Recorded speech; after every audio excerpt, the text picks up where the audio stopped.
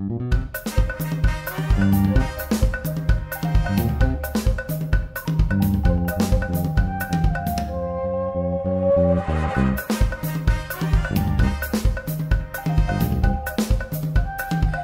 bonsoir, c'est les ateliers podcast de Bad Geek, un atelier podcast qui sera présenté cette semaine par moi, Nemo, et qui sera consacré à un outil qui s'appelle Voice Meter. Mais avant de rentrer plus en détail dans ce que c'est que Voice Meter, j'ai avec moi un guide, un phare, l'homme à des centaines de podcasts, celui qui nous doit éternellement 5 €, Max Sao. Bonsoir Max Sao. Et oui, bonsoir Nemo. Et donc toi, Maxao, alors, histoire de te présenter un peu sérieusement, tu fais quand même beaucoup de podcasts, ou t'en as fait beaucoup. Est-ce que tu peux donner quelques petits titres comme ça? Alors, Eric a dit, Je vis débat, le comité des saisons, Bateau et également le Toku Express. Voilà, et surtout tu es un grand utilisateur de Voicemeeter. Ouais, je suis tombé dedans quand j'étais petit.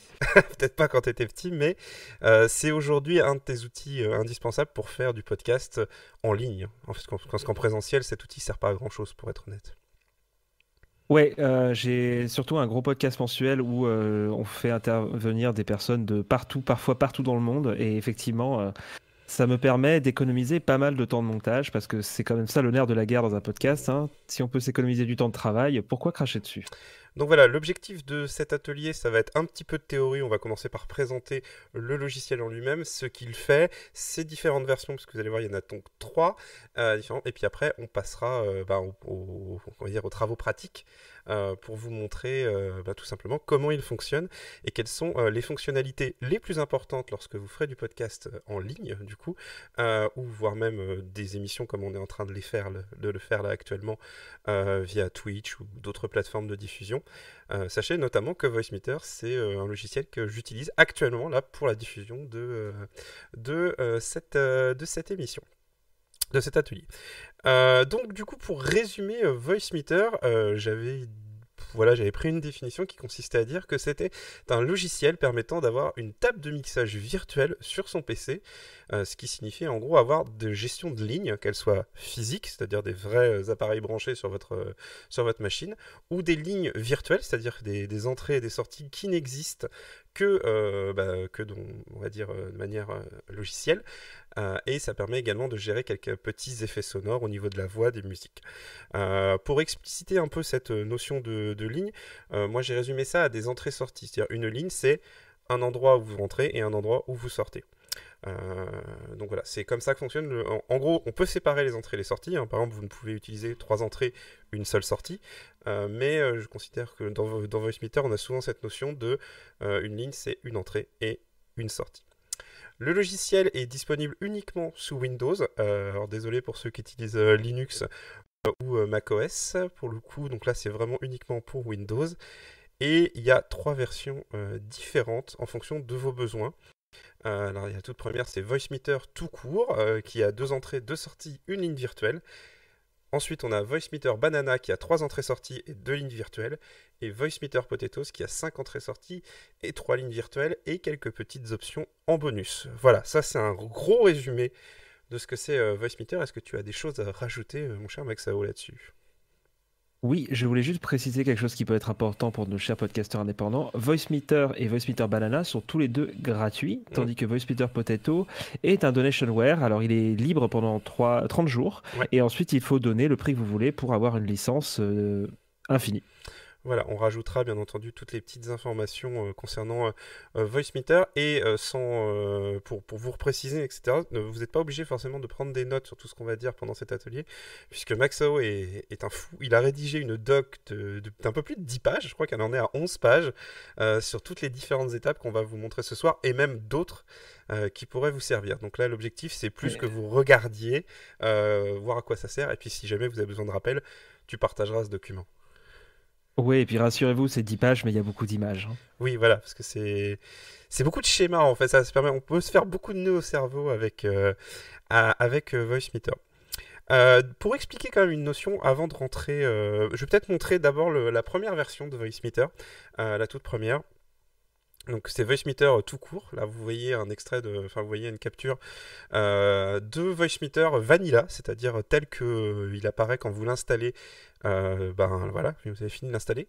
Alors à noter quand même, si jamais vous voulez l'installer, étant donné qu'il installe des drivers spécifiques pour gérer ces lignes virtuelles, vous aurez besoin de redémarrer le PC. C'est obligatoire pour Voicemeeter. Donc si jamais vous avez des grosses mises à jour à ce moment-là et que vous dites je vais l'installer, bon sachez que vous allez y passer quoi. C'est Windows. Surtout Windows 10. Donc Voicemeeter tout court, est-ce que tu veux faire peut-être un petit commentaire déjà sur son interface, peut-être présenter un petit peu les différentes colonnes pour commencer, je sais pas ce que tu en penses. Oui, aussi, je vais expliciter tout de suite un petit terme technique parce que comme ça nous permettra d'évacuer beaucoup de difficultés. Nemo en a parlé, en parlant des lignes, il y a des lignes donc d'entrée et de sortie, et surtout il a parlé d'une ligne virtuelle. Alors ce qui est assez particulier dans Voicemeeter, c'est notamment dans Voicemeeter Vanilla par contre, vous avez 3 entrées et vous avez 2 sorties. Et donc vous voyez les 2 premières, donc vous voyez Attendez, hardware input à gauche.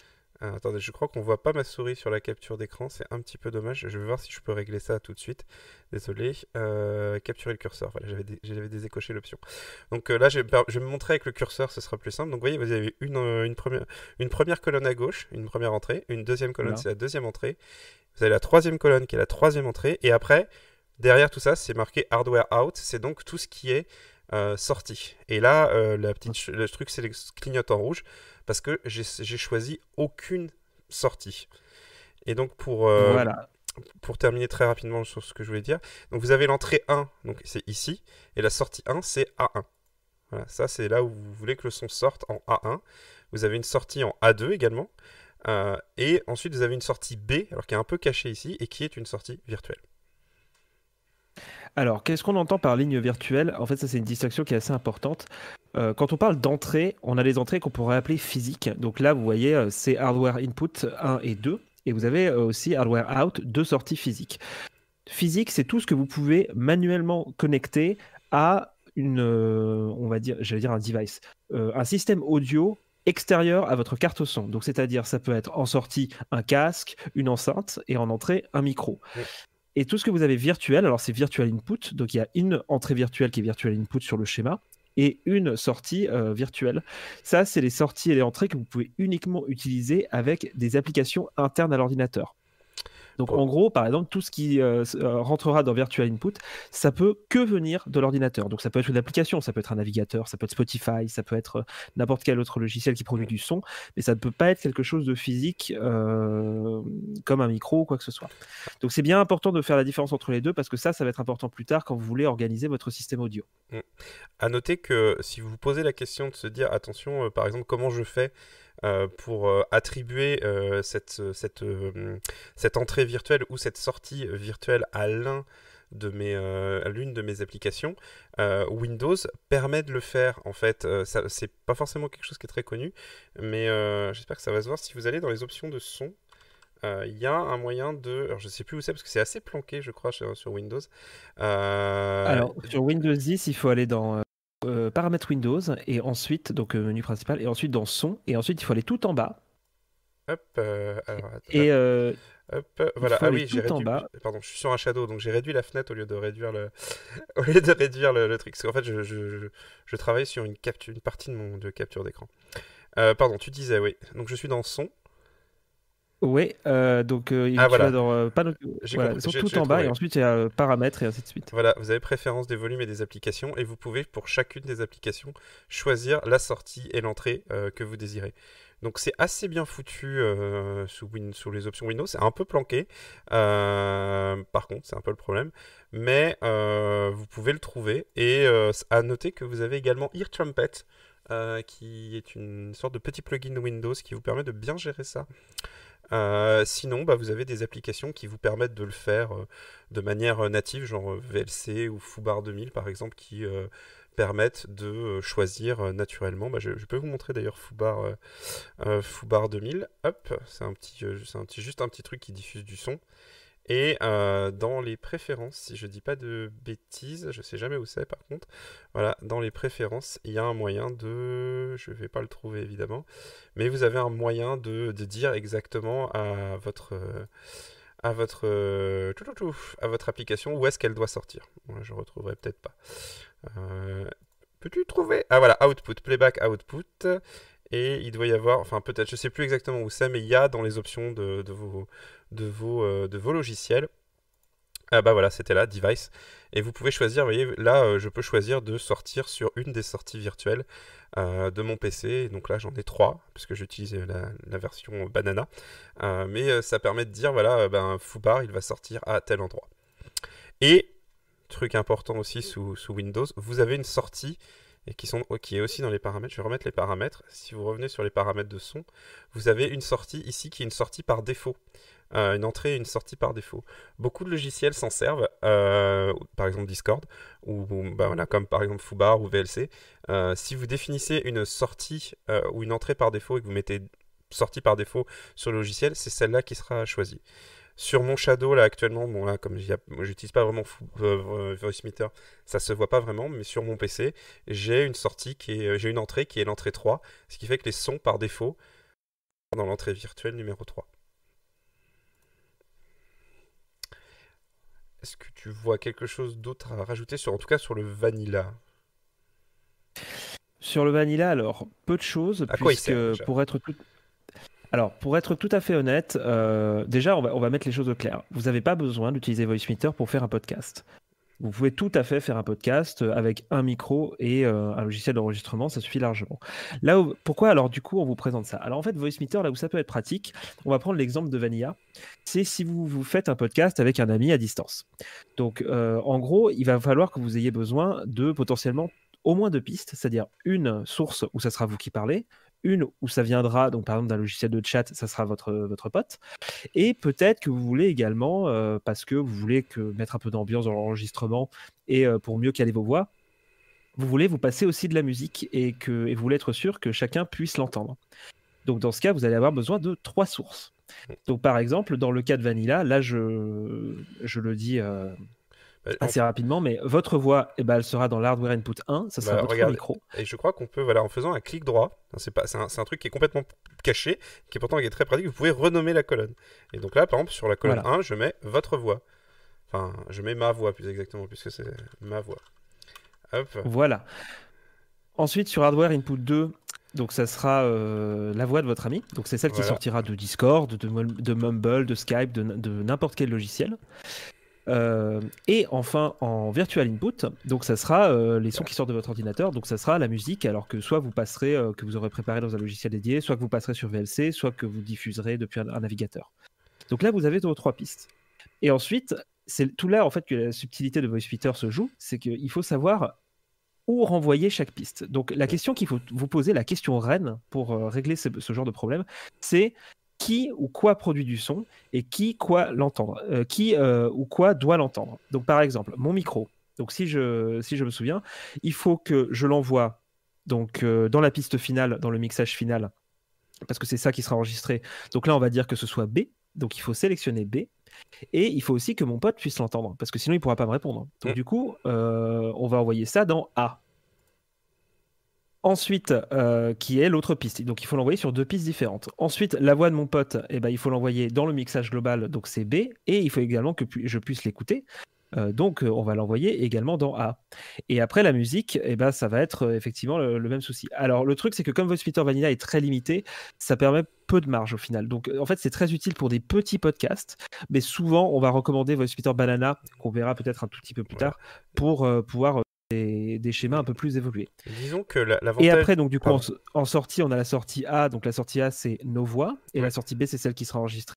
Après, il faudra dans Hardware Out allouer les différentes sorties pour que chacun puisse entendre ce qu'il doit entendre. Mais voilà, vous constatez que pour un setup un peu comme ça devient un petit peu limité parce que ça suppose qu'en fait, vous ayez un setup en A2, enfin en A1, ce sera pour vous, pour entendre ce qui se passe, mais en fait, vous devrez séparer entre la voix et votre voix et votre ami. Donc, voilà, VoiceMeter, le tout premier, c'est très bien pour présenter les concepts, mais c'est vrai que pour de l'enregistrement, on est plus sur du VoiceMeter Banana, si je dis pas de bêtises. Je vais vous montrer la différence. Il y a peut-être autre chose à montrer sur VoiceMeter tout court ou on passe directement à Banana? Non, on va passer directement à Banana, puisqu'il y a certaines choses essentielles pour moi que j'utilise dans mes podcasts de tous les jours qui se présentent de manière différente sur Banana. À noter que voilà, juste pour terminer très rapidement sur VoiceMeeter, ces courbes, voilà, ces choses-là, c'est le volume. Hein, voilà, c'est les volumes que vous avez, vous pouvez utiliser. Donc voilà, donc je ferme VoiceMeeter. À noter que là, ce qu'on vous montre, c'est vraiment un VoiceMeeter totalement sans aucun réglage. Là, c'est vraiment, voilà, on est sur mon Shadow, pour être clair. Et du coup, là, il n'y a aucun réglage. Vous voyez pas mon son en temps réel, mais c'est juste pour vous montrer un exemple. On vous montrera après, moi je vous montrerai notamment, je pense, le VoiceMeeter que j'utilise actuellement pour faire cet atelier. Donc, je prends Banana, hop, à moins que tu veuilles me montrer le Banana depuis ton magnifique Photoshop pour faire des démonstrations, ou on reste sur celui-là?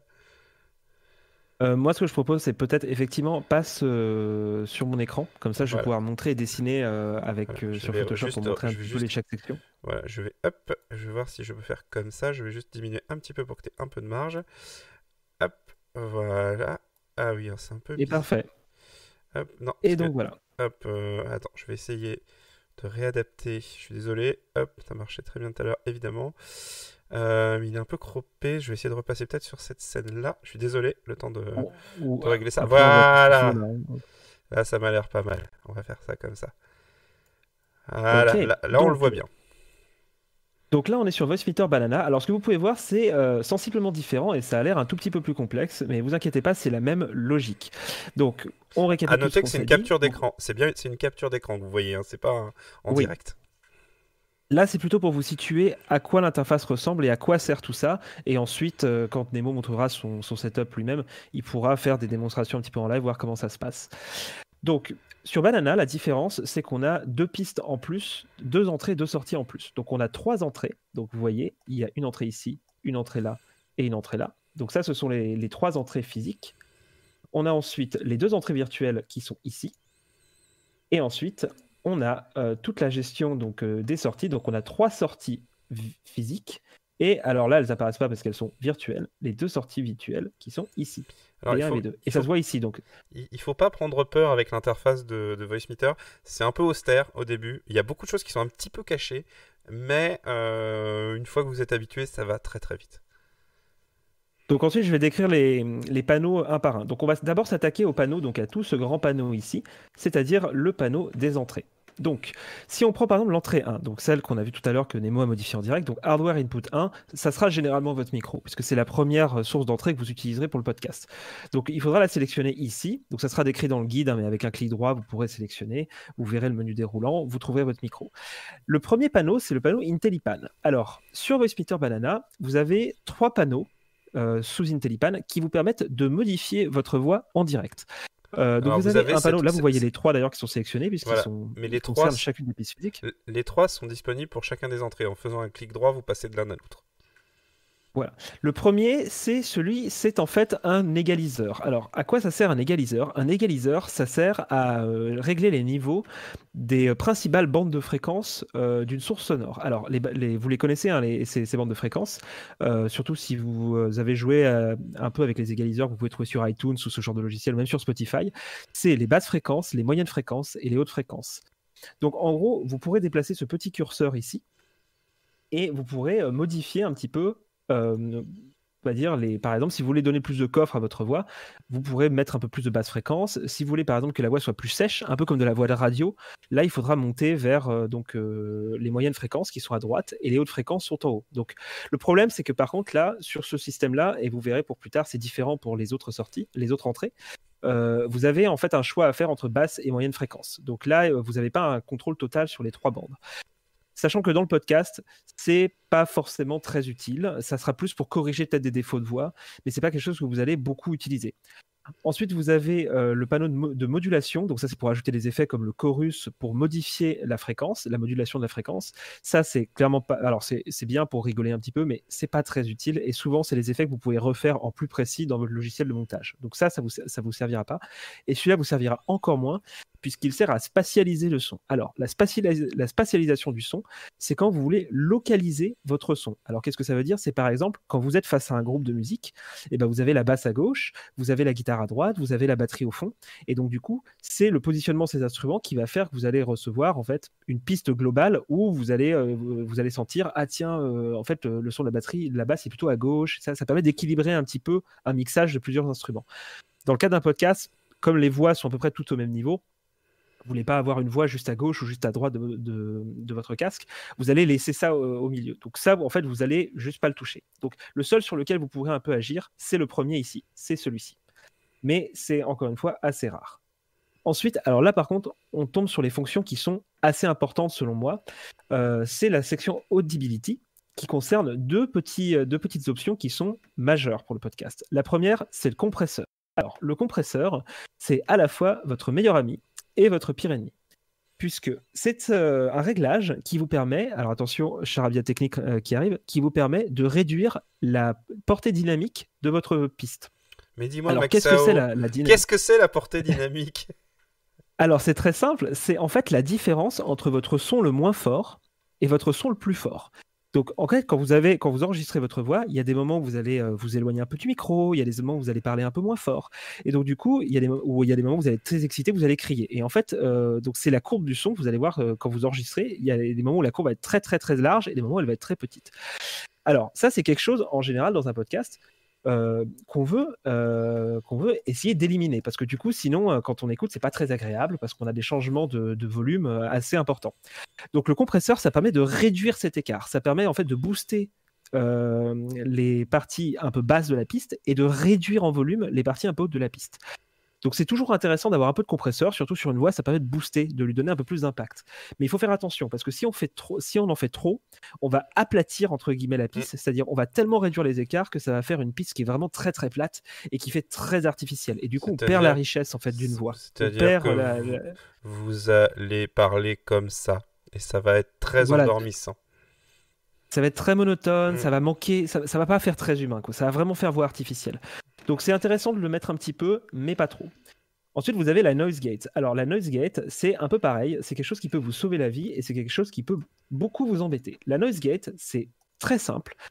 C'est un niveau de fréquence et en fait vous allez établir un seuil en termes de fréquence et tout ce qui est en dessous ne va pas être enregistré. Donc souvent, ça concerne les très très basses fréquences. Donc ça, c'est très très utile si vous avez soit du bruit de fond, soit si vous avez un ventilateur d'ordinateur un peu bruyant, ou vous avez du bruit de rue, ou vous êtes mal isolé et vous avez un petit ronronnement dans la maison. Ça permet de complètement éliminer ça et de déparasiter votre piste. Par contre, il faut faire attention, si vous montez la noise gate trop haut, eh ben, ça va faire des coupures parce que du coup, par exemple, quand vous parlez, en fait, votre niveau de voix n'est pas constant. C'est-à-dire que vous allez commencer de très très bas pour monter, alors ça va vite, hein, mais pour monter ensuite en volume. Donc du coup, ça va couper vos débuts de phrase. Donc c'est toujours intéressant, par exemple, si vous enregistrez la voix d'un de vos potes à travers un logiciel de chat et qu'il a un très mauvais micro avec beaucoup de bruit parasite, ça peut permettre de limiter un peu les dégâts et de vous économiser du temps de montage. Donc le compresseur ici, la noise gate ici, ce sont deux outils qui sur VoiceMeeter Vanilla en fait sont intégrés en un seul outil, donc vous pouvez pas régler les deux indépendamment, donc c'est pour ça que Banana est un peu plus intéressant. Et ensuite on passe à la gestion du volume et des sorties. Attends, quand tu dis que tu peux pas les régler indépendamment, pourtant il y a deux jauges, donc c'est. Alors en fait, tu peux sur Banana, mais sur VoiceMeeter Vanilla, tu n'as pas les deux jauges. Oui, c'est une jauge, c'est un côté où. Oui, d'accord. Okay. Donc c'est plus pénible, hein, en tout cas c'est moins. Donc sur cette jauge, alors qu'est-ce que vous voyez ici? Donc déjà ici, ça c'est la jauge visuelle de votre volume. Alors là ça bouge pas parce que c'est une capture d'écran, mais en gros vous allez voir en live pendant que vous enregistrez, donc le son de votre micro ici, la jauge monter et descendre. Donc dès que ça sature, ça passe dans le rouge. Donc ça permet de voir aussi visuellement entre les différentes pistes si une piste est plus forte que l'autre. Donc ça c'est quelque chose qui va être très important, surtout dans votre pré-mixage, c'est-à-dire avant même l'enregistrement. Donc pour agir là-dessus, vous avez deux outils. Le premier, c'est l'outil le plus visible, c'est la jauge de gain ou la jauge de volume ici. Donc ça permet principalement de régler le volume de votre piste, indépendamment de toutes les autres. Si vous utilisez Discord, vous avez ce genre de mécanisme sur les différentes voix. Vous pouvez pousser certaines personnes, diminuer certaines personnes. C'est exactement le même principe. Petit warning cependant, vous voyez que l'unité c'est le décibel, et rappelez-vous, le décibel c'est une unité qui est exponentielle. Donc ça veut dire qu'une augmentation de 1 à 2 décibels n'est pas la même qu'une augmentation de 2 à 3. Donc il faut faire assez attention à ça. Une petite fonction qui est cachée, que Nemo vous montrera tout à l'heure, c'est que Voice Banana est aussi équipé d'un limiteur de volume. Alors, ça c'est c'est quelque tellement chose qu'on peut activer. tellement pratique. Ça, c'est.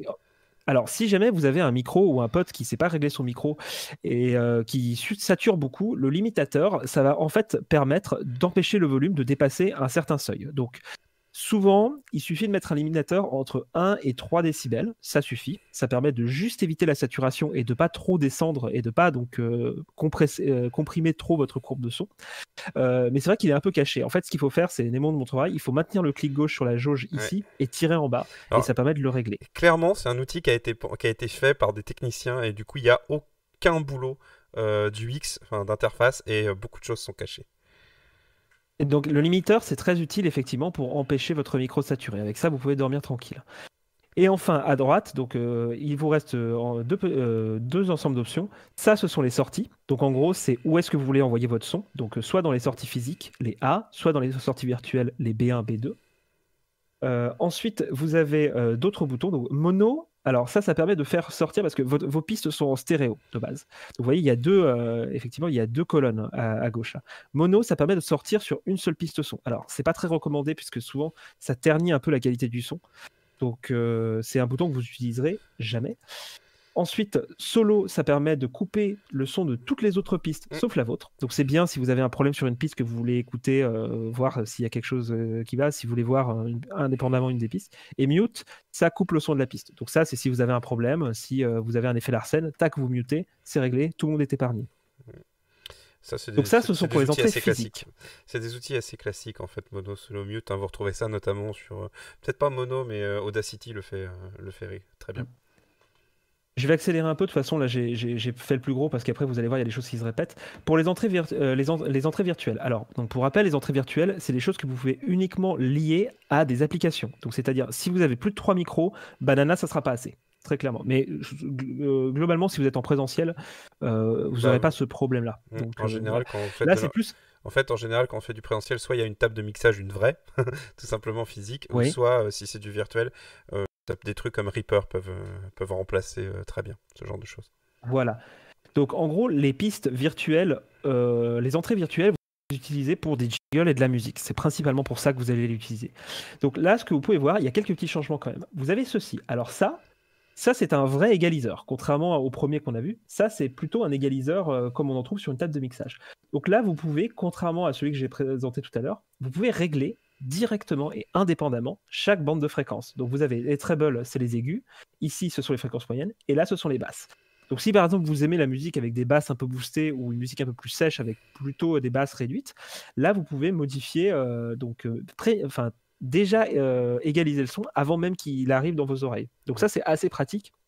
Notamment moi qui utilise Voicemeeter tous les jours pour la gestion de mon son partout. Moi j'aime bien la musique un peu boostée au niveau des basses, donc ça c'est constamment activé par exemple. À noter que là, ensuite vous avez cette partie-là. À noter que là, ce qu'on présente est bien entendu valable pour l'enregistrement de podcast, mais Voicemeeter, c'est un outil qui peut vous servir aussi pour de l'enregistrement de son pour une saga MP3 ou même, comme le vient de le dire Max Zao, pour la vie de tous les jours, pour simplement mieux. Ça vous donne aussi une maîtrise plus importante sur le son que vous écoutez et ça vous permet de vous habituer en quelque sorte à améliorer votre écoute du son, ce qui fait que vous serez également plus exigeant lorsque vous enregistrerez quelque chose. Alors ensuite, cette section-là, donc ça, ce que j'ai entouré ici, vous ne vous en servirez pas. Ça, en fait, ça permet c'est si vous voulez faire une sortie en 5 points, c'est-à-dire avec 5 points de sortie pour un home cinéma par exemple. Parce qu'avec Voicemeeter, si vous connectez ça à une télé ou à un home cinéma, vous pouvez faire une sortie en 5 points. Dans le podcast, vous ne vous en servirez jamais. Donc ça, vous ne le toucherez pas. Et c'est tant mieux. Par contre, si vous voyez ici, alors ça, c'est l'équivalent pour les entrées virtuelles de ce qu'on a vu là, les jauges visuelles. Donc c'est ici que vous verrez le son. C'est ici que vous pourrez appliquer le limiteur de volume aussi. Donc il est un peu plus petit, mais en général sur la musique, vous avez un contrôle qui est déjà fait en amont. C'est moins difficile à gérer que les voix. Et ensuite, vous voyez les mêmes choses. Donc là, vous avez la jauge de volume, là, vous avez les sorties. Et au niveau des boutons, on retrouve solo et mute. Le seul différence, c'est MC. Alors MC, c'est pour mute centers. Donc ça concerne encore une fois que le 5 points. C'est pour couper les bandes de son qui sont mis au milieu. Donc en gros, ça, vous ne vous en servirez jamais. À noter Donc que, voilà pour les entrées. À noter Oui, Nemo. que il y a la bouton mute qui effectivement permet de muter une piste. Moi, j'utilise beaucoup les touches d'entrée-sortie en fait pour régler en fait ce qui est. Alors là, on parle vraiment de live parce que quand on fait un enregistrement en général, on se pose pas trop la question du retour public. Mais lorsqu'on fait des choses sur Twitch comme on est en train de faire là actuellement avec cet atelier, c'est important de savoir à la fois ce que les gens qui sont sur le logiciel à distance que vous utilisez, que ce soit Mumble, Discord ou autre, entendent. Est-ce que comment dirais-je, les gens, les gens qui sont sur Twitch par exemple, entendent concrètement. Et ça, vous pouvez faire la différence.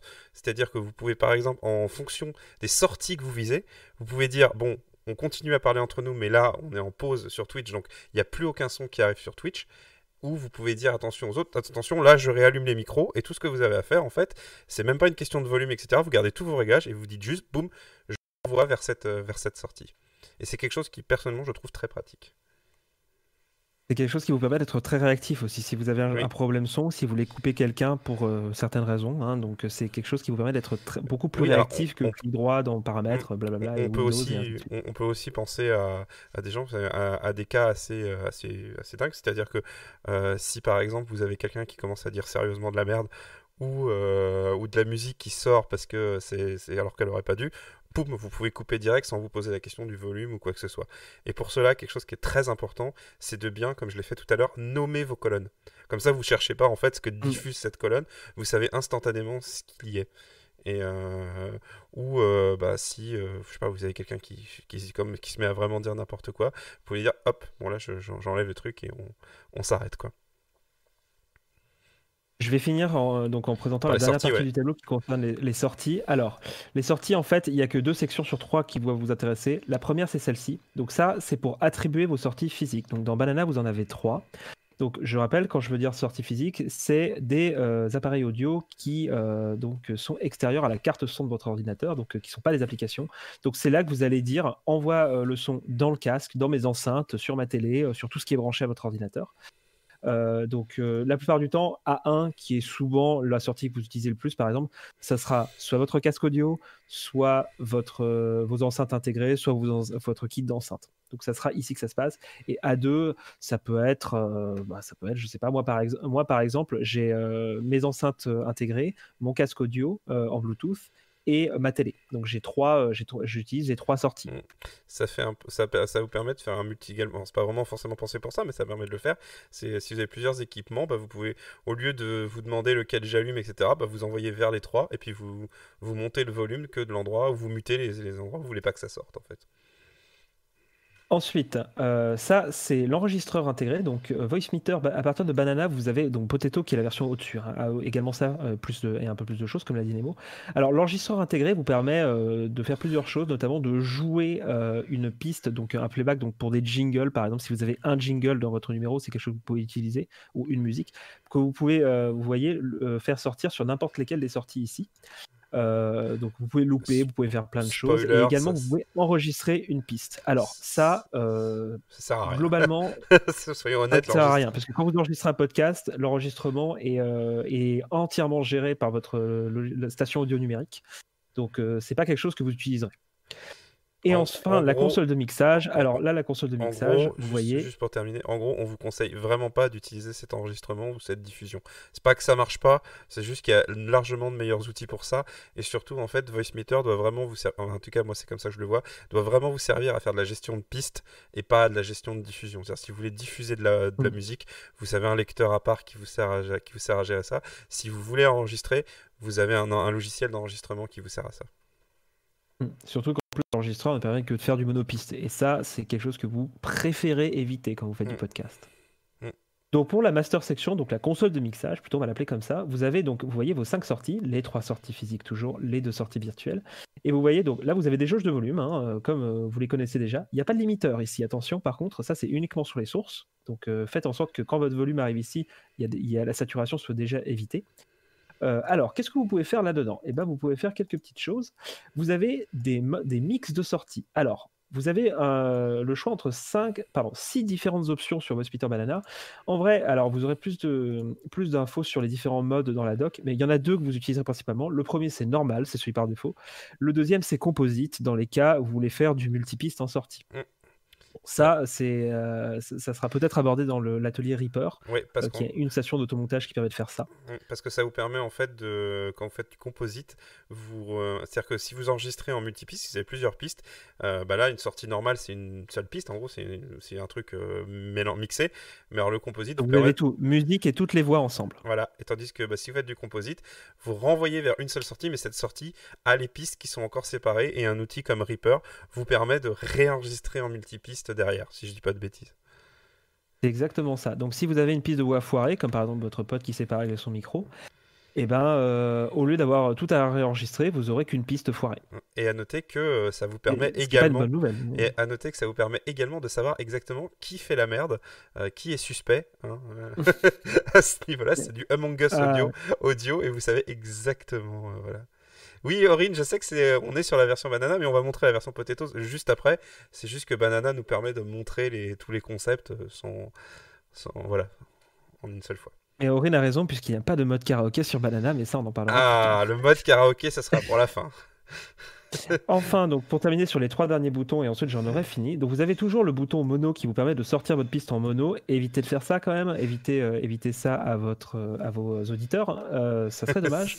Ici vous avez EQ. Alors EQ c'est un égaliseur. Et alors là, donc je pourrais pas cliquer dessus, mais Nemo fera un clic droit tout à l'heure pour montrer. Là vous avez un égaliseur complet où vous pouvez décider quelle fréquence exactement vous voulez booster, quelle fréquence vous voulez baisser. Vous allez voir, là ça permet vraiment de travailler beaucoup plus en profondeur le son. Et mute qui permet de couper une sortie si jamais il y a un problème. Donc par exemple, si jamais vous avez une sortie vers un stream, donc par exemple si vous attribuez B2 à Twitch, vous voulez sortir ça sur Twitch, et qu'il y a un gros problème, vous pouvez couper toute source en appuyant sur mute. Donc voilà comment se présente VoiceFeater Banana. C'est quelque chose que j'aurais même rappelé lors d'un live précédent où j'aurais dû me couper totalement. Voilà. Et donc pour vous présenter le fameux, je vais capturer carrément directement depuis mon écran. On va faire plus simple, je vais afficher mon bureau et je vais afficher VoiceMeter directement dessus. Voilà. Donc là vous avez une interface un peu plus grande, comme vous pouvez le constater, hein. On disait tout à l'heure, c'est 5 pistes, 5 pistes virtuelles et non, c'est 5 pistes physiques, 3 pistes virtuelles, histoire de ne pas dire de bêtises. Et donc voilà comment se présente actuellement. Alors pour moi c'est un peu pété hein, par rapport à ce que je fais, mais ça permet de montrer un petit peu tout. Donc là, c'est VoiceMeter Potato. Hein. Donc en gros, juste pour lister rapidement, ce qui change sur Potato, c'est vous avez 3 pistes, 3 entrées, 3 sorties de plus quand même, ce qui est pas rien. Vous avez en dessous de l'audibility, donc vous pouvez le voir, des effets intégrés, donc notamment vous pouvez intégrer de la reverb et de l'écho, qui peut être intéressant si vous voulez vous amuser, clairement embêter vos amis de podcast. Pour vous donner une idée, la reverb ça donne exactement ça en fait. Hein, donc voilà, vous devez l'entendre. En fait, ça permet on va dire, de donner l'impression que vous enregistrez dans une salle où le son en fait se réverbère littéralement sur les murs. Donc c'est comme si vous enregistrez dans une église par exemple, dans une grande pièce. Et ensuite aussi, alors la différence avec Potato offre effectivement alors plus aussi de mix de sorties, hein, au lieu d'en avoir 6, il y en a 12, et également d'avoir des jauges de volume dédiées à chaque application. Donc vous voyez dans les sorties virtuelles, vous avez alors malheureusement cette fonction est un petit peu buggée puisqu'il y a genre Discord qui apparaît 2 fois dans la même sortie, vous avez Skype qui apparaît 2 fois dans la même sortie. Donc ça c'est malheureusement pas au point. Je la déconseille formellement pour le coup, ces trucs-là dont on parle, parce que une fois j'ai lancé comment dirais-je, un jeu pour un stream, et en fait j'ai mis le jeu en mute à un moment donné, et à chaque fois que le jeu se relançait il était systématiquement en mute, et lorsque je l'ai réactivé le jeu n'a jamais voulu remettre de son. Donc je vous déconseille formellement d'utiliser ces trucs là et de plutôt gérer ça au niveau de Windows ou de Ear Trumpet, parce que au niveau du truc du mélangeur de son de Windows, parce que je trouve que ça fait pas très très bien le café en vrai. Voilà. Alors, je voulais juste faire une petite observation. Donc, vous voyez qu'à gauche, par exemple, Nemo là a activé son limiteur de volume sur sa première entrée. Moi, je suis très limité. Donc, sur Micro Nemo. Et donc, il peut voir qu'il peut effectivement le baisser ou le remonter si besoin. J'ai mis à 0, moi, personnellement.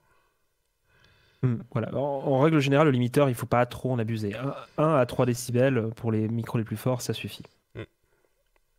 Est-ce que tu peux nous faire un petit clic... excuse-moi. Vas-y, je t'en prie. Est-ce que tu peux nous faire un petit clic droit sur un des boutons EQ d'une des sorties? Bien sûr. N'importe lequel. Hop. Regardez-moi ce bel écran. N'ayez pas peur, tout va bien. Alors, ça, donc, vous en servirez sûrement pas, mais voilà, c'était pour vous montrer à quoi ressemble un égaliseur, donc un vrai égaliseur. Donc là, vous voyez, vous avez plusieurs colonnes. Donc pour chaque colonne, vous avez une fréquence, une bande de fréquence en fait qui est sélectionnée. Donc la première, ça c'est par défaut, hein. Donc la première c'est 50, la deuxième c'est 200, 800, 2000. Plus vous montez, plus vous allez dans les fréquences aiguës. Et en fait, vous pouvez diminuer, couper, vous pouvez modifier cette bande de fréquence. Donc vous pouvez faire ce que vous voulez sur le spectre audio et donc renforcer ce que vous voulez, baisser ce que vous voulez. Donc là, c'est vraiment souvent, moi, à titre d'expérience, à l'égaliseur, je m'en sers uniquement quand j'ai quelqu'un qui enregistre avec un micro qui booste beaucoup trop, par exemple, les basses fréquences. Donc, il donne une voix très lourde. Donc là, je modifie un peu l'égaliseur en amont. Mais souvent, ça, c'est du travail que vous allez faire en montage. Parce que ça, c'est là, le problème, c'est que si vous foirez votre égalisation à ce moment-là et que vous enregistrez, après, c'est difficilement récupérable. Donc, du coup, en cas de doute, toujours faire plutôt le travail dans une station de montage. C'est peut-être plus rébarbatif, mais ça vous permet en tout cas de sauver les meubles si jamais et de ne pas faire d'erreur en amont. À noter que voilà, ça, ce qu'on vous montre, c'est vraiment des fonctionnalités avancées de Voicemeeter Potato. À titre personnel, je m'en sers pas, mais c'est des choses que si jamais vous voulez rentrer à fond dedans, c'est très pratique. Voilà. Et donc là, si vous avez, comme je le disais tout à l'heure, en faisant un clic droit sur l'IntelliPan, c'est là où vous changez les différents types de réglages que vous pouvez faire. Ok, je crois on commence à en avoir fait pas mal le tour en fait de notre Voicemeeter. Je pense que ce qui serait pas mal, ça serait peut-être de montrer comment toi tu t'en sers, ou montrer peut-être un schéma audio, voir comment c'est vrai que tu avais un magnifique schéma avant qu'on termine sur le... À noter, tiens voilà, si vous voulez un truc rigolo, si vous mettez le modulation à peu près à ce niveau-là, vous faites une voix de témoignage anonyme de France 2. C'est genre, bonjour, j'ai des révélations à vous faire. Voilà. C'est assez... Alors, je sais pas si c'est de la modulation du chorus, mais en tout cas, ouais, effectivement, ça rajoute une bande de fréquence supplémentaire et décalée. Et comme le dit Aurine, exactement, on a dit ça rajoute une sortie virtuelle avec Vaio 3, effectivement. Donc ça c'est pour Potato. Hein. Ouais, ça c'est pour Potato. En fait, moi, ce que je m'en sers, en fait, c'est, voilà, actuellement, bon là, j'utilise pas vraiment le réglage en ce moment, mais donc la voix de Maxao est dans la colonne Discord, donc c'est là qu'elle est réglée. Et d'ailleurs, elle est un peu poussée. Il faudrait que je vois pourquoi. Là, le son à diffuser, ça c'est quand j'ai du son de manière générale à diffuser. Genre des jingles, des trucs comme ça. Bon, là, on est sur un atelier, donc j'ai pas vraiment de choses à faire à ce niveau-là. Et ça, c'est les autres sons. C'est tout simplement tout le reste, tout ce qui est sur le PC. En gros, ma sortie par défaut sur Windows, c'est Vaio 3. Ce qui fait qu'en fait, je sais que quand j'ai pas réglé une application, elle sort à ce niveau-là. Et je sais que c'est pas quelque chose qui va sortir sur ma diffusion si je mets en mute. Là j'ai mis en B1 parce que j'ai pas réglé au moment juste pour le jingle de début, mais en général ça il est même pas activé comme ça. Je sais que là je peux diffuser n'importe quelle musique sur mon PC, vous l'entendrez pas. À noter aussi sur les sorties quelque chose qui est intéressant. Vous savez, on nous a dit au tout début, lorsque vous avez une entrée, il faut bien penser à l'endroit où elle va le ressortir. Donc là, c'est un exemple le plus simple possible, c'est-à-dire j'ai que mon micro et j'ai Maxao sur Discord. Donc mon micro, il est là, il est géré par la première colonne, et il ressort en B1 et B2, c'est-à-dire qu'il ressort dans deux sorties virtuelles. Moi, j'ai un moyen mnémotechnique. B1, c'est ma sortie principale, c'est-à-dire c'est ce que vous entendez. C'est-à-dire B1, typiquement, c'est Twitch en général, et B2, c'est ce qu'entendent les gens avec qui je converse. Donc là, ça veut dire clairement que mon entrée, elle est un peu boostée d'ailleurs, c'est bizarre aussi, mais elle est envoyée à vous en B1 et elle est envoyée à Maxao en B2. En revanche, la voix de Maxao qui se trouve donc dans cette première entrée virtuelle qui est donc celle de Discord, elle n'est pas envoyée en B2 parce que sinon Maxao s'entendrait en écho. Elle est envoyée en B1 pour que vous puissiez l'entendre. Et ensuite, il y a A1 qui est ma sortie, qui est mon casque, celui que j'ai actuellement. C'est haut-parleur, mais en réalité, j'ai un casque dessus. Et donc, du coup, la voix de Maxao, elle est forcément en A1 puisqu'il faut que je l'entende. Et elle est en B1 parce qu'il faut que vous puissiez l'entendre. Et les autres sons, c'est-à-dire ce qui ne doit pas être diffusé, il n'y a que moi qui les entends parce que je sais à ce moment-là qu'il y a quelque chose qui est diffusé sur mon PC. Mais si je voulais être vraiment tranquille, bah, je les diffuserai de nulle part. Et alors là, je pourrais avoir la Marseillaise qui est diffusée en arrière-plan. Je ne l'entendrai pas, Maxao ne l'entendrait pas, et vous ne l'entendriez pas. Et tout ça, c'est réglable avec un seul clic. Et pareil, après, vous avez la possibilité de gérer bah, voilà, les différentes choses, les retours, etc., les effets. Et voilà, il y a plein de petites fonctionnalités également. Il y avait un truc spécifique que tu nous disais, c'était sur les fréquences par rapport à certains micros, qui est un peu le paramètre qu'il faut aller chercher un peu profond. Oui, alors ça, c'est plus pour éviter en fait des problèmes de décalage entre vos différents appareils, vos différents audios. C'est plutôt au niveau de la résolution du son et de l'échantillonnage. Donc en gros, en fonction du matériel que vous allez avoir, vous n'allez pas avoir la même qualité audio. Enfin, vous allez avoir des micros qui vont pouvoir enregistrer à un niveau professionnel. Il y a des micros qui vont pouvoir enregistrer. Un micro de portable, ça ne pourra pas enregistrer très très bien. Donc là, ce qu'il faut faire, en fait, mais ça sera mieux décrit dans la doc, mais une des premières choses que vous devez faire quand vous voulez faire du podcast sur votre ordinateur, c'est il faut que vous alliez dans les paramètres son, pas de VoiceMeeter, mais de Windows, avec votre micro branché, et que vous vérifiez. Donc alors c'est pas ici, c'est dans le panneau de configuration qu'il faut aller. Ah oui, c'est carrément dans le panneau de configuration. Ouais, c'est carrément dans le panneau de configuration. Carrément, quoi. Si tu veux, tu peux même envoyer mon écran comme ça. Bah comme vas-y, ça, dis-moi où c'est, ça ira plus vite. Alors, panneau de configuration, tu vas dans son. Matériel et audio, j'imagine. Ça doit être peut-être dans matériel et audio, ouais, vas-y, fais voir. Son, gérer les périphériques audio, ça me paraît bien. Juste clique sur son. Ah la vache. Ah oui, d'accord, c'est ces trucs-là. Voilà, et donc là, je vais chercher mon micro, c'est ça? Alors, tu vas dans enregistrement. Donc, lecture, c'est vos sorties. Enregistrement, c'est vos entrées. Voilà, et donc, dans les propriétés. Voilà, tu fais clic droit, propriétés. Et c'est dans les statistiques avancées. Et là, tu vas dans statistiques avancées. Voilà. Et là, tu regardes ce que... Donc ça, c'est ton micro. C'est ce que ton micro te propose. Alors maintenant, clique sur le menu déroulant. Voilà. Et donc, tu vois que il te propose 44,1 MHz. Ça, c'est de base. Il peut monter jusqu'à 48 000. Donc, en gros, ce qu'il faut faire dans ce menu-là, c'est il faut...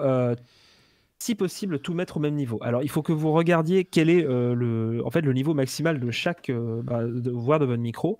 Après, allez dans lecture, donc pour vos casques, pour voir jusqu'où votre casque peut écouter, parce que si vous enregistrez un son dément, mais qu'en fait vous ne pouvez pas écouter tant que ça. Alors là, Aurine nous dit que c'est possible à faire via les paramètres de Windows, des nouveaux, apparemment. Ah, c'est peut-être possible. Dans ce cas, c'est pas ce que j'utilise.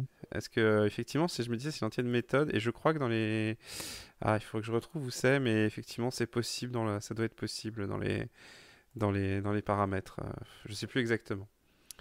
Mais en gros, ce qui est important, c'est effectivement, faites en sorte que la résolution et l'échantillonnage soient au même niveau. Parce que si vous avez du 48 mégas d'un côté, du 48 MHz d'un côté, et du 41,1 MHz d'un côté, ça peut vous poser des problèmes lors de l'enregistrement. En fait, c'est marrant parce qu'il y a bien les périphériques audio, mais il n'y a pas le détail, en fait. Je sais pas s'il y a un autre moyen. En fait, il faudrait regarder. Mais après, c'est vrai que tout ce qui est ça, c'est Microsoft et leur nouveau système de paramétrage. Voilà, donc... Mais effectivement, comme tu le disais, là, par exemple, là, c'est mes haut-parleurs. Mais mes haut-parleurs, si je vais dans Propriétés, Statistiques avancées, ils sont en 48 000. C'est peut-être pas bien, ça. J'aurais peut-être dû... le mettre en tout cas, je te conseille de mettre ton micro à 48 000, ouais, effectivement, surtout s'il est capable de le faire. Ouais, je pense que... Voilà. Tiens, on va faire ça en direct, tiens. Il n'y a aucun risque. Allons-y. Je vais être 100% honnête avec vous. Vous faites du podcast, donc vous ne faites pas du mixage de musique professionnelle. Donc, vous n'avez pas besoin d'avoir une qualité Dolby Studio 5.1 pour un podcast. Mais c'est pour vous éviter des problèmes potentiels et c'est pour maximiser votre capacité, pour maximiser votre qualité. Je ferai ça hors micro, je ferai ça hors atelier parce qu'en fait, si je fais ça, il va couper toutes les applications qui utilisent le micro. Donc, on va éviter de tout foutre en l'air. On va éviter de foutre tout le truc en l'air. Et voilà, ça permet en fait d'optimiser au mieux votre matériel audio.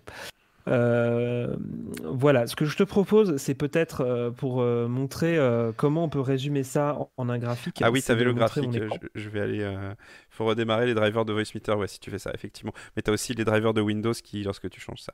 Alors, je vais aller chercher le graphique. Alors, il ne faut pas avoir peur. Ouvrir l'original. hop, je vais ouvrir Earphone View et vous montrer ça tout de suite. Bah là, hop, voilà. Bam, là vous voyez un beau schéma. Un magnifique schéma. Moi, j'utilise également Potato dans mes podcasts. Bon, c'est un peu overkill, mais une fois qu'on sait s'en servir, c'est vrai que ça permet de faire pas mal de choses.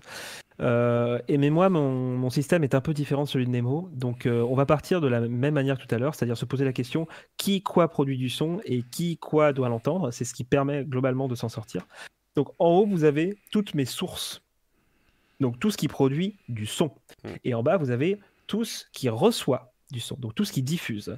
Les cercles, ce sont les entrées et les sorties physiques, donc pour rappel, celles que je peux manuellement attribuer dans VoiceMeter. Et les carrés, ce sont les sorties et les entrées virtuelles, donc celles qui concernent uniquement la partie logicielle. Donc en gros, moi, quand je fais un podcast, j'ai une préférence, j'ai besoin d'au moins 4 pistes, c'est-à-dire j'ai besoin de ma piste, ma voix, donc c'est mon micro. J'ai besoin de celle des autres participants, donc c'est souvent un logiciel de chat.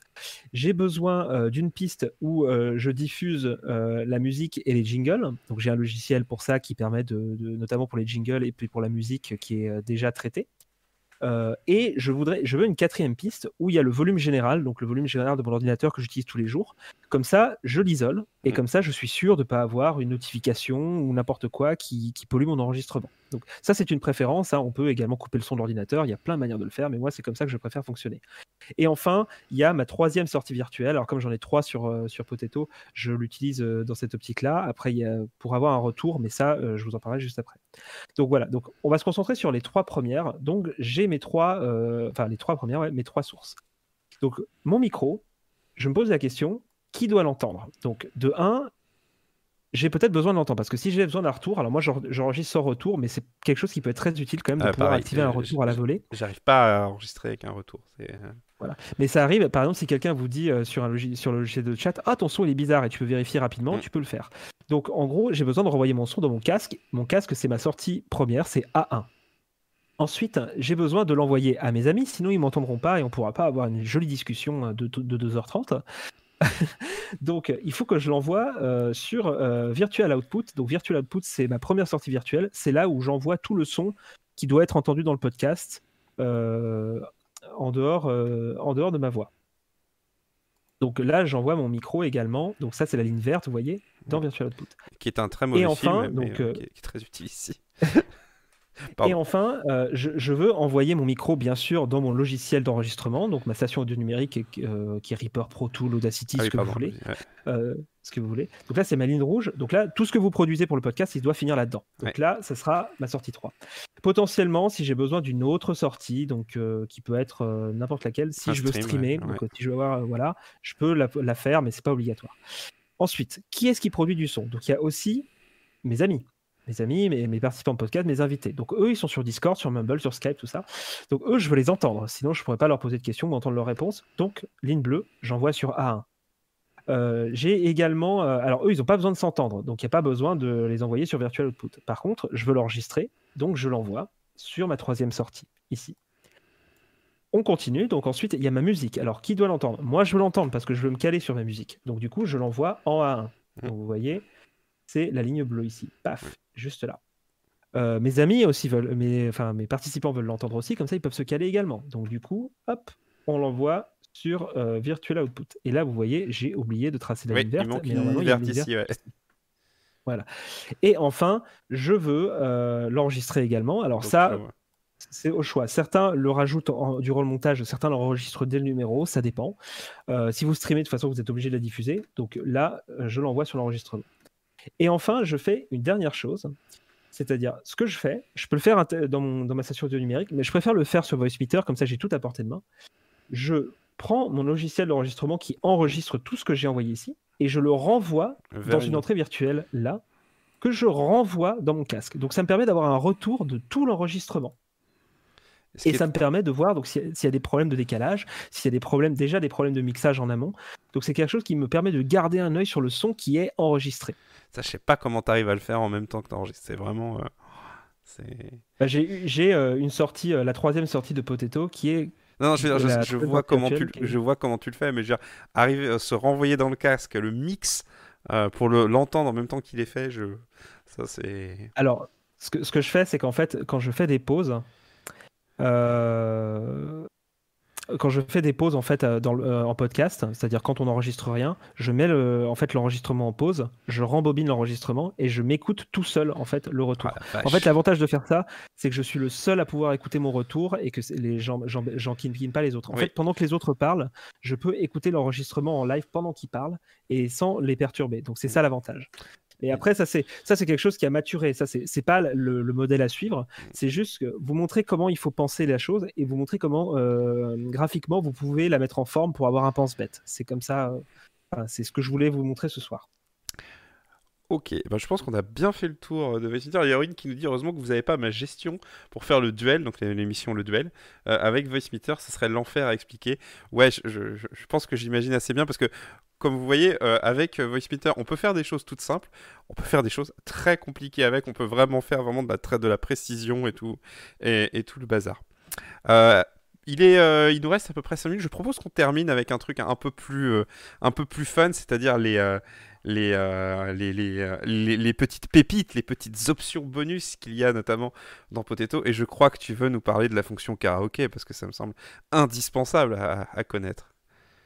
Alors, c'est la raison pour laquelle j'ai téléchargé Potato. Bref. Donc, le bouton karaoké, vous le voyez, il concerne la deuxième sortie virtuelle, donc c'est Voice Meter auxiliaire. C'est un petit bouton qui propose 4 modes. En gros, alors, ne vous imaginez pas le miracle, hein, mais c'est un mode en fait qui va filtrer sur des pistes musicales les fréquences habituelles où on trouve de la voix, donc c'est souvent les fréquences hautes et moyennes, pour essayer de ne garder que l'instrumental. Alors vous avez 4 modes qui sont plus ou moins filtrants, mais donc l'idée c'est que vous pouvez filtrer avec ça n'importe quelle chanson que vous trouvez sur YouTube, sur Spotify, sur iTunes, pour pouvoir vous faire un karaoké maison. Voilà, alors c'est vraiment de la bidouille, sachant qu'en plus les mecs ont poussé le truc, c'est qu'il y a plusieurs niveaux de karaoké. Il y a le KM, le K1, le K2, le K pont, je sais pas trop ce que c'est. C'est le mode filtre ultra bourrin, c'est en mode si rien ne marche, vas-y.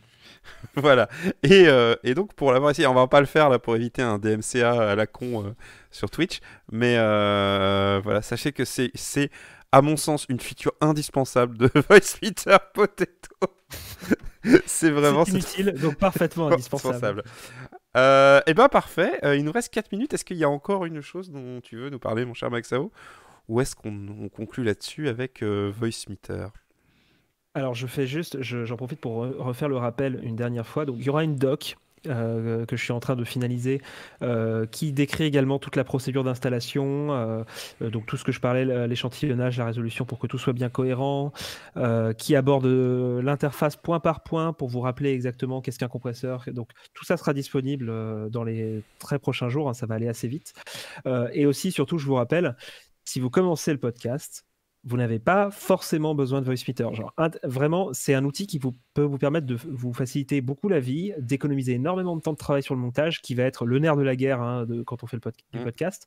Mais ce n'est pas obligatoire. Si vous avez un micro et Audacity, vous pouvez tout à fait faire quelque chose. Juste, si vous avez besoin d'un peu plus, si vous avez ce besoin, cette envie de maîtriser un peu plus votre son, si vous voulez streamer, faire du live, ou alors si vous avez beaucoup d'entrées à gérer, que vous voulez diffuser de la musique, ce genre de choses, là effectivement Voice Meter va être une solution. Donc moi je vous conseille fortement de commencer avec Banana. Il y aura déjà pas mal de choses. Il y a Et puis il est gratuit, un manuel qui existe mais qui est en anglais entièrement. Donc c'est pour ça que je traduis certaines choses avec la doc. Et surtout il est gratuit. Donc ça va vous permettre de voir. Vous n'avez pas besoin de débourser d'argent avant de vous dire ok c'est bon je peux y aller. Et c'est sûr qu'après si vous voulez creuser un peu, dans ce cas, il ne faut pas hésiter à prendre Potato. Il ne faut pas hésiter aussi à donner de l'argent à VB Audio Software parce qu'ils font quand même un logiciel qui est foutrement utile, même si ce n'est pas le plus ergonomique du monde. Mais prenez bien le temps de tester avant, parce que c'est vrai que ça peut, pour certains, ça peut être vraiment le jour et la nuit. Pour d'autres, ça peut être beaucoup d'efforts, pas forcément très utile à la fin. À noter que moi, c'est un truc que je pense que j'ai déjà dit, mais je trouve que Voice Meter effectivement permet de faire du podcast, mais moi ça me sert à gérer mes streams. Quand je fais du stream de jeux vidéo, ça me sert à gérer mon son dans la vie de tous les jours, et je trouve que c'est une sorte d'outil, de truc, pas clé en main, mais c'est un truc qui sert un peu à tout, dès lors qu'on bidouille avec le son, qu'on bosse un peu avec le son, et je trouve que c'est un outil très pratique, et évidemment, il est lancé au démarrage de ma session Windows tout le temps, et c'est vraiment un des outils qui me manque lorsque je repasse sur Linux, parce que voilà, il n'est pas malheureusement disponible sur Linux, mais de toute façon, je pense que ceux qui utilisent Linux savent à quel point la gestion du son sous Linux, c'est comme la gestion des cartes graphiques, c'est quand même pas la panacée. Voilà, et ben on va s'arrêter là pour cet atelier. Donc merci Maxao de l'avoir fait avec moi. Et merci d'avoir pris du temps pour expliquer tout ça. Ton petit guide, je ne sais pas encore comment on va faire pour le mettre. On le mettra probablement dans la fiche du podcast qui sera disponible bien entendu sur badgeek.fr. Et ben voilà, on peut pas te retrouver sur Twitter, donc ça va aller très simple. Sur ce, on va vous souhaiter une bonne soirée. Je ne sais pas qui sera là la semaine prochaine, mercredi, mais il y aura probablement un atelier très intéressant à son tour. Alors, on nous dit, voilà, un truc de dernière minute, on nous dit pour macOS, je conseille Loopback, mais c'est payant, hélas. Voilà, on est sur macOS, hein. On est sur macOS. Pas très gentil de dire ça. Allez, et bah du coup, on vous souhaite une bonne soirée. Merci d'avoir assisté à cet atelier, ou une bonne journée si vous regardez un replay de cet atelier, et à la prochaine.